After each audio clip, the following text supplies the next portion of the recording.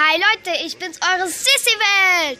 Ja, wir machen heute Stockbrot am Lagerfeuer. Und mit dabei sind Megamax und meine beste Freundin. Unsere Stockbrote sind fertig. Und jetzt können wir uns das schmecken lassen. Ja, die sind gerade ein bisschen abgegessen. Fertig bin. So, ja, ich bin jetzt fertig mit meinem Stockbrot. Meine beste Freundin ist noch am Essen. Und der Megamax hat schon sein drittes Stockbrot. Ja.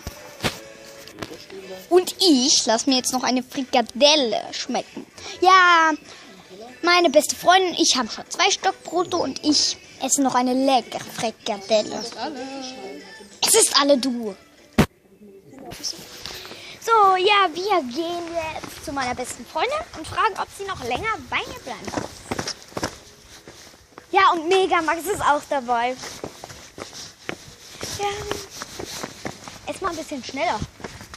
Oh, Jetzt. sie ist ja fast über mich gestolpert. Sie hat auch Namen. Sisi.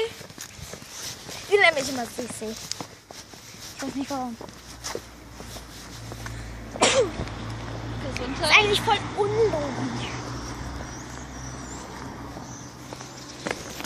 Nur noch ein bisschen. Megamax hat ja einfach.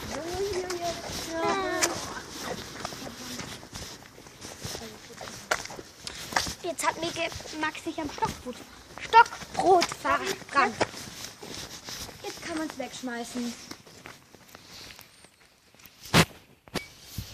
So, das Video ist jetzt auch zu Ende. Ich hoffe, es hat euch gefallen. Gebt einen Daumen hoch oder abonniert es, liked es, kommentiert es.